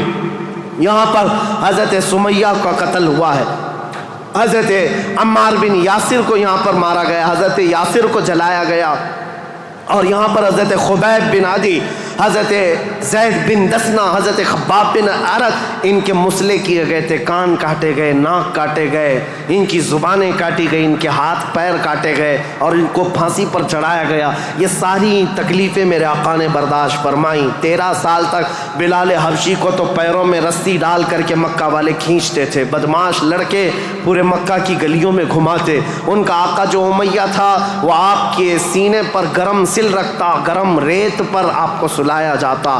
آج کی زمین پر آج بھی آپ مکہ میں جائیں، دوپہر کے وقت آگے 1 منٹ آپ بغیر چپل کے کھڑے ہو کر کے دکھا دیں، اللہ کی پناہ آپ کے پیروں میں چھالے نہ آئیں تو بات کرنا، آپ کے پیروں میں آبلے نہ پڑ جائیں تو مجھ سے کہنا، لیکن وہ بلال حبشی کو پورا دن گرم ریت پر سلایا جاتا ہے.